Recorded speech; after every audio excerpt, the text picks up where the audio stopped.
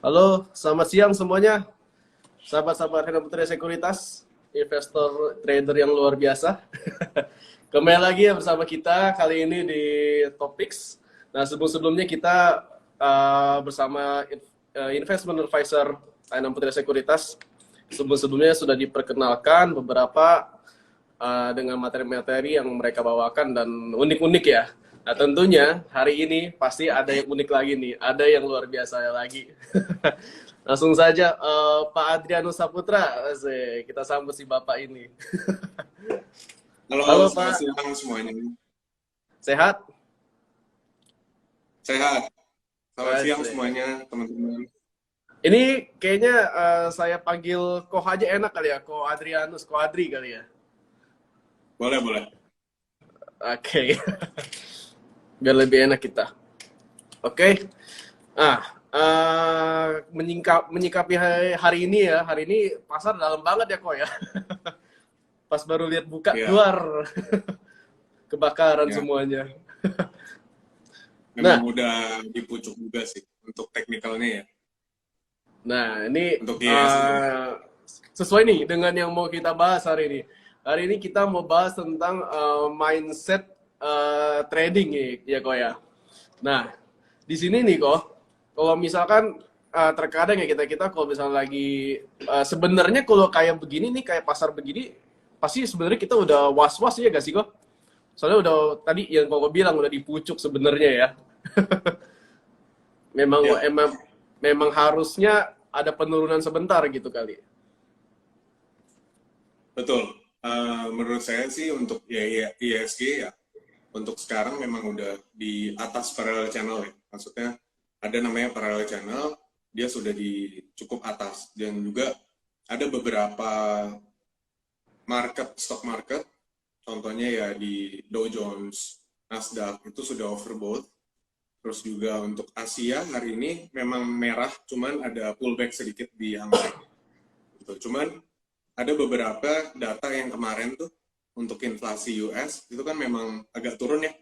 Cuman Baik. memang di situ ada kemungkinan uh, ada manipulasi untuk data inflasi juga.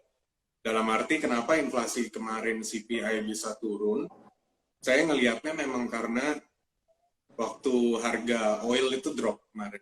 Dan juga ada beberapa komoditas. Kalau harga mereka kalau harga mereka komoditas memang turun, ya memang efeknya ke CPI, ke inflasi secara global. Cuman untuk di secara real market atau perekonomian itu memang inflasi masih tinggi. Artinya memang masih barang-barang masih pada jarang dan juga demand-nya juga masih rendah. Buset. Wah, intronya udah dikasih tahu Ko Adrianus nih. Dari kita bahas pasar Oh ya, sedikit ya.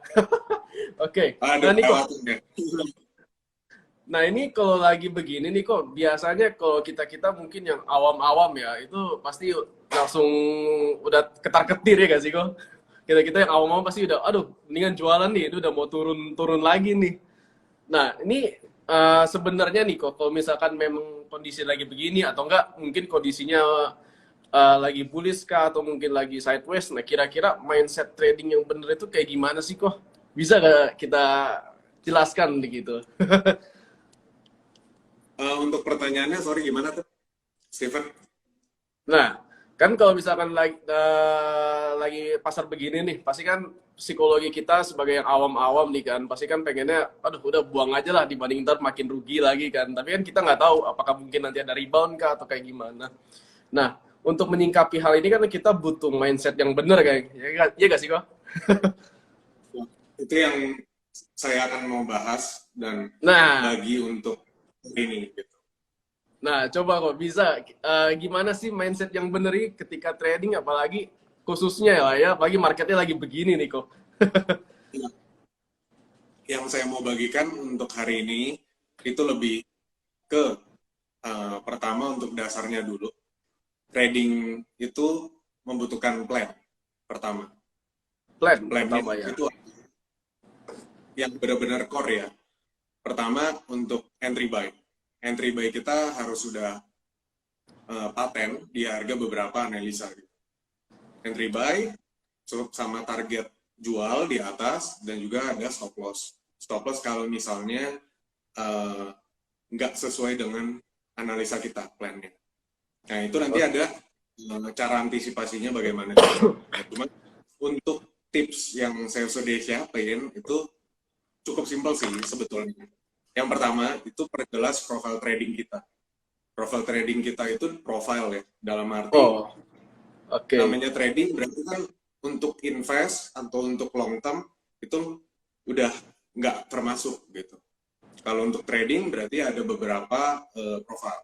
Contohnya scalper, tektok, terus swing medium, pendek, sama jangka panjang. Ada beberapa target itu biasanya kita siapin untuk ada 3 titik biasanya ya. Nah, itu profilnya kita udah harus jelas. Kita sebagai trader, kita sebagai untuk yang trading itu harus udah jelas profil kita. Nah, cuman biasanya ada namanya trading itu kita bisa mix dengan ada beberapa profile gitu.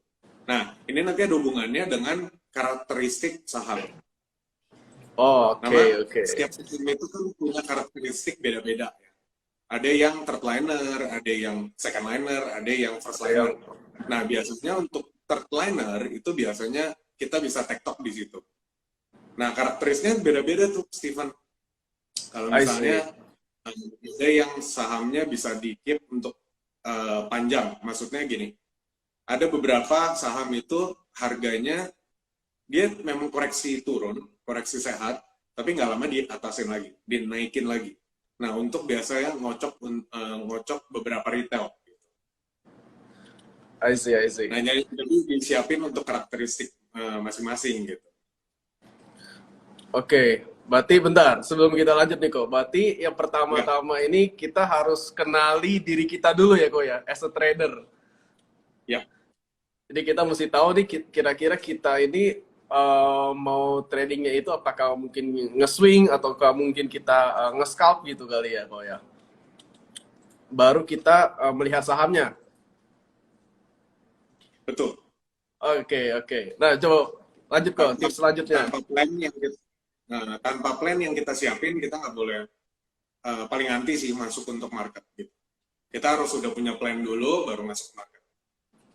Itu aja kadang-kadang nggak sesuai dengan planning kita. Oke, lanjut ya. Iya. Oke. Nah, untuk second point itu gunakan dana dingin, itu udah pasti. Gunakan dana dingin. Terus untuk 3, cari metode bagi kita sendiri yang nyaman sama paten. Dalam arti paten di sini kita udah siapin tuh gimana caranya kita entry buy. Misalnya kita punya muatan, kita udah tentuin dulu muatan saham itu berapa. Misalnya 50 juta, misalnya 50 juta kita bagi 2 peluru. 2 titik entry yang berbeda di harga yang berbeda. Biasanya kan kalau misalnya Steven atau teman-teman yang di sini biasanya menjumpai itu kotak kayak seperti area demand. Area demand itu biasanya udah sekitar 20 perak misalnya di saham gitu. Nah, jadi misalnya kita beli di harga 800. Peluru pertama, peluru kedua biasanya di 780 misalnya. Jadi ada namanya R&D. Ya. Terus juga yang nyaman bagi kita gimana? Contohnya misalnya kita udah beli, udah floating cuan, cuman biasanya ada rasa di mana kita udah kena take profit 1, target pertama, kita udah TP, harganya masih lari ke TP kedua. Nah, iya. Nah, biasanya di situ teman-teman ada rasa penyesalan, kayak misalnya, wah kita udah jual nih, kenapa gue jual kayak gitu kan? Iya. Nah, di situ diatasi lebih ke mindset. Pertama, kalau yang berdasarkan pengalaman saya, itu saya buang setengahnya lagi buat di take profit kedua gitu. Oh, berarti berjenjang ya. Jadi ada, kalau kita lihat bisa take profit pertama, take profit dulu sebagian gitu kurang lebih ya. Kita Ya, sisakan tuh take profit di keduanya. Oke, oke, oke. Lanjut kok. itu ada lagi solusi yang pertama, yang kedua. Kita udah jual semua, kita ganti saham lain. Gitu. I see. Lebih ke sana. Nah, gini kok, ini ada yang menarik nih, kayak gini kok. Kan kita, yang tadi tips pertama adalah kita harus memiliki plan ya kok ya. Nah, tapi kan terkadang Ya, nih kok, kadang kita nih galau nih kok. Misalkan nih, misalkan udah sesuai plan, kita mesti cut loss misalkan. Tapi dalam diri kita tuh kayak, aduh, nggak mau cut loss, ngerti gak sih kok? nanti itu akan saya bahas di poin selanjutnya. Oh gitu, oke lanjut kok. Terus ada namanya poin yang nomor 4, itu persempit skala trading. Dalam arti, barusan Steven nanya ya, nah ini ada hubungannya juga. Jadi kita persempit skala trading kita. Misalnya, kita berharap plannya harganya akan naik gitu. Ternyata dia memang turun. Nah turun, itu kita siapin untuk planning kita secara defensif. Dalam arti begini, kita beli di harga 800. Waktu dia turun ke 780, di situ kita harus ngelihat time frame yang lebih panjang. Dalam arti weekly kita lihat ada support atau enggak. Weekly terus ada daily MA 200-nya di berapa gitu. Terkadang itu menjadi patokan juga. Jadi kita sempitin skala trading kita supaya kita nggak terlalu galau atau biasanya kebingungan. Jadi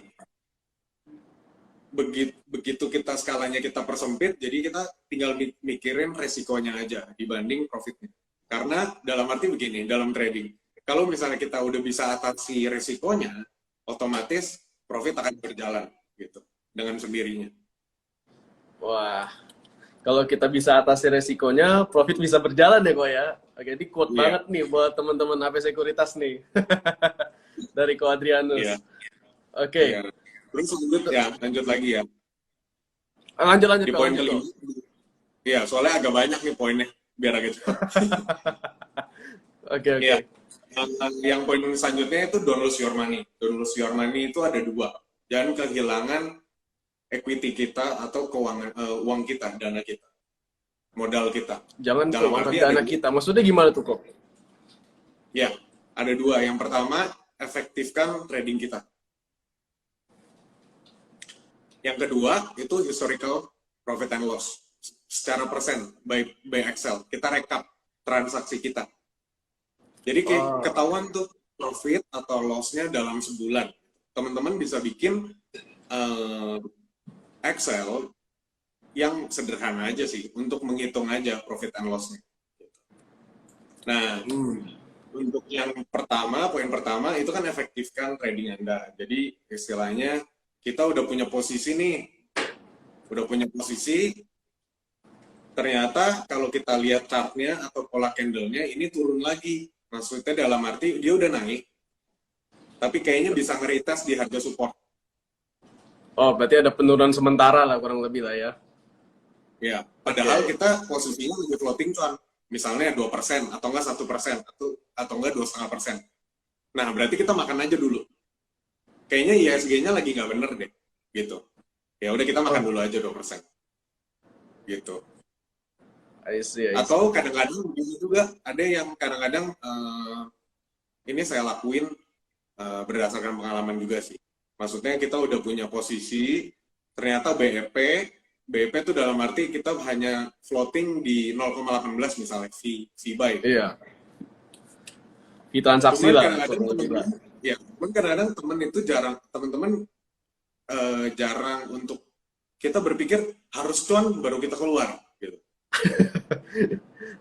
Pokoknya harus cuan. Kalau misalnya minus nggak mau jual, misalnya gitu. Nah banyak dikanya yang begini nih. Iya, padahal di titik itu adalah titik krusial. Dia keluar dari parallel channel, padahal udah masuk lagi, tapi dia keluar parallel channel.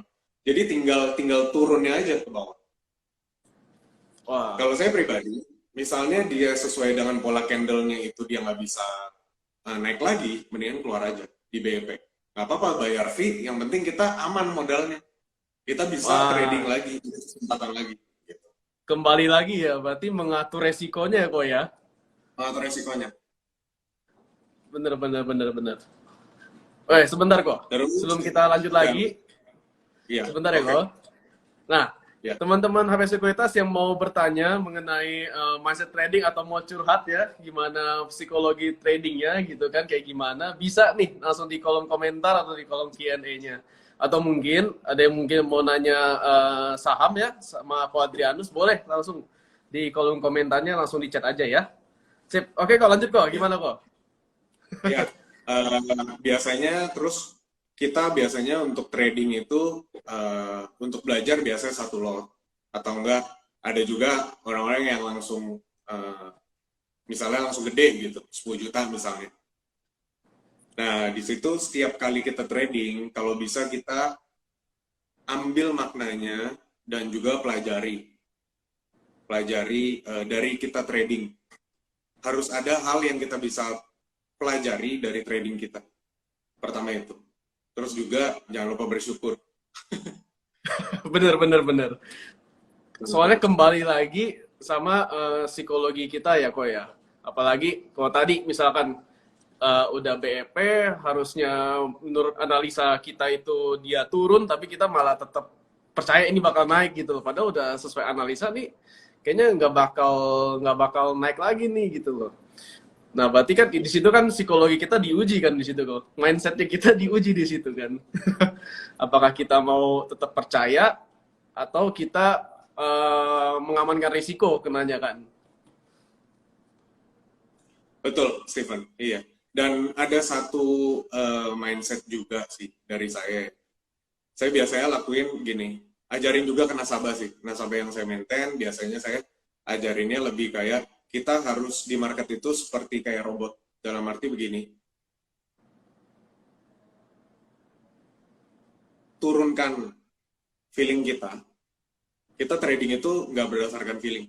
Kita trading itu berdasarkan planning kita. Nah, jatuhnya ke logic. Kalau misalnya memang ini nggak sesuai dengan plan kita lagi, nggak bagus, kita memang harus keluar gitu. Berarti memang harus pakem kok gitu. Kalau misalkan sudah membuat plan, ikuti plannya gitu. Mau nggak mau gitu kan kurang lebih. Iya, lebih ke sana. I see, I see. Jadi naikkan logic kita untuk secara trading kita sesuai dengan trading plan, turunin feelingnya. Jadi jangan, aduh kayaknya ini masih naik deh. Aduh ini kayaknya masih bisa naik, tapi kita udah floating. Ternyata supportnya udah jebol gitu. Jadi memang harus kita keluar. Makanya ada banyak tipe ya, misalnya salam strength. Itu perlu banget buat kita yang suka trading gitu. Untuk amanin posisi kita lebih ke sana. Oke. Sebentar kok. Berarti, bentar, tipsnya ada lagi gak kok? Udah kelar? Oke. Berarti yang terakhir Ya, memang don't lose your money ya. Oke, nah nih kok. kalau sih. Ini ada yang nanya di kolom komentar. Minimal berapa persen kok kalau minus dari saham? Mungkin kalau kita persempit kan kita lagi bahasnya lebih ke trading lah ya. Mungkin kalau misalkan ketika trading nih kok, entah itu kita scalping, kira-kira minusnya berapa persen sih kok maksimal gitu loh? Atau enggak ketika kita swing minimal berapa persen sih kita minusnya gitu loh? Kalau dari Ko Adrianus kayak gimana? Ya, dulu banget saya trading itu pakai persen. Pakai persen, oke. Dulu Okay. pakai persen. Minus 5%, minus 10%. Nah, cuman lambat tahun itu saya lumayan untuk fixing trading juga. Jadi saya memutuskan pakai support. Jadi istilahnya gini, saya memang nggak menyalahkan bagi trader yang pakai persen ya untuk cut loss. Karena kan biasanya dia ada perhitungannya juga, misalnya upside profitnya 10%, dia udah TP. Minus 3% dia udah jual. Gitu. Iya. Nah, saya itu pakainya entry buy. Misalnya entry buy kita bagus banget. Mm -mm. Entry buy kita benar-benar di bawahnya support. Misalnya Oke. kita beli di 780, supportnya di 800. Berarti kan ada selisih 20 poin ya, 20 perak. Iya. Kalau misalnya juga udah di atas 800 harganya, berarti istilahnya stop loss-nya itu udah di under 800 aja. Berarti di 790 aja kita udah cut loss. Oh, begitu. Oke. Jadi Berarti kalau saya pribadi setuju untuk pakai buy persen minus 5% atau minus 10% gitu. Tergantung dari entry buy kita, tergantung dari analisa kita supportnya di mana, atau enggak ada namanya higher low, lower high. Ada namanya lower high juga. Nah biasanya banyak menjumpai juga teman-teman kayak misalnya dia udah jebol support, tapi ternyata harganya di buyback di harga lower high. Dia oh, bikin oke. tangga, nggak lama masuk lagi ke parallel channel. Nah di situ tuh biasanya jebakannya di situ. Oh, ini kayak kurang lebih untuk mengantisipasi mereka-mereka yang false break ya, kok ya? Kurang lebih ya. Ya false break iya, jebol support juga iya. Jadi Oke, kalau saya pribadi itu arahin ke semua nasabah yang saya handle itu nggak buy persen, buy harga. I see. Supportnya di Berarti, berapa? Berarti cut loss-nya di bawah harga support. Lebih ke sana. oke, berarti lebih ke analisa kita terhadap saham tersebut ya, kok ya. Kalau misalnya kita Iya. lihat memang udah di support bagus buat beli, ya sebenarnya kurang lebih cut loss-nya kita ya pasti di bawah-bawah itu kurang lebih kan ya, kok ya. Di bawah Iya. di bawah supportnya. Nah, itu mungkin salah satu tips ya dari Ko Adrianus ya buat Bapak Adrian. Mungkin bisa coba praktekkan. Kalau misalkan memang berhasil, boleh say thank you. Kalau misalkan gagal, mungkin bisa DM Ko Adrianus ya. Baik, silakan. Jangan lupa higher high, lower low. Itu penting. Nah, kurang lebih nih. Nih, ada yang komen kok. Bandar lebih pinter. Mana nih? Coba. Jebol support retail, cut loss, bandar buyback. Nah, ya mungkin mungkin yang tadi yang disebut Ko Adrianus ya, banyak yang mungkin kena false break mungkin ya, kok ya. Iya. Dan itu juga jangan lupa di mix dengan karakteristik sahamnya. Maksudnya bagi teman-teman yang udah lama di market, kita tahu juga ya kayak misalnya grup lipo, NLPL, MPPA, terus biasanya third tapi nggak semua third ya. Yang saya ingat-ingat sih untuk MLPL sama MPPA itu biasanya dia menyarankan maksudnya retail supaya cut loss dulu, baru di buyback lagi sampai di atas support lagi. Jadi Agak jadi jadi sesuai dengan kita gimana baca karakteristik sih gitu. Kalau MLPL misalnya minus 10% atau minus 7% di atas support, di bawah support, buy aja gitu. Tapi ini bukan ajakan ya, maksudnya ini maksudnya lebih ke analisa aja gitu. Kita harus tahu karakteristik saham. Kalau kita nggak tahu karakteristik saham itu, mendingan jangan masuk. Nah, tapi kan kok kalau misalkan untuk mengetahui karakteristik saham ini mau nggak mau mesti ada pengalaman ya gak sih kok? Kenanya di saham tersebut maksudnya. Betul. Makanya kenapa perlu latihan dengan satu lot. Nah, berarti secara tidak langsung ya, berarti kita memang kalau yang belum mulai ya harus mulai sedini mungkin ya gak sih kok? Iya, harus. Saya aja nyesel baru mulai di umur 20-an gitu. Nyesel sih. Harusnya lebih cepat lebih baik. Nah, ini juga buat ajakan-ajakan buat teman-teman yang calon nasabah HP Sekuritas ya. Teman-teman yang mungkin masih bingung tentang investasi saham, tentang trading saham. Nah, ini dari Ko Adrianus langsung dari investment advisor nih. Mulai sedini mungkin supaya kita tahu nih karakteristik saham. Kurang lebih kayak gitu ya, Ko ya. Iya. Nah, oke, nih sebelum kita tutup nih kok, ini juga belum ada yang nanya lagi nih. Nah kira-kira nih kok, di untuk hari ini aja deh, ada gak sih kok stock pick dari Koko untuk kita mungkin bisa coba gitu kok, untuk kita bisa coba beli ya, karena untuk hari ini aja atau enggak buat beberapa hari ke depan? Untuk hari ini sih memang oke, thank you Stephen. Untuk hari ini sih saya ngelihatnya ISG memang lagi turun ya. Lagi Iya. turun dan benar-benar di awal benar-benar dia mulai di awal dari bear market kalau menurut saya. Karena ada beberapa banyak instrumen yang udah turun juga gitu. Kayak kemarin Dow Jones dan teman-temannya itu pada turun juga. Bitcoin itu juga turun juga. Jadi kalau saya ngelihatnya adalah MDLN boleh gitu. Maksudnya boleh dilirik sekitar 102, 105. Itu boleh masuk. Karena dia di atas trendline gitu. Paling itu sih. Oke. Terus jangan lupa untuk ready cash karena ISG di awal untuk turun sih kalau menurut saya. Wah, berarti agak hati-hati ya. Oh, ini ada yang komen Brisco. Breeze. Kira-kira bisa dilihat gak kok tuh? Breeze dia ada right issue ya di harga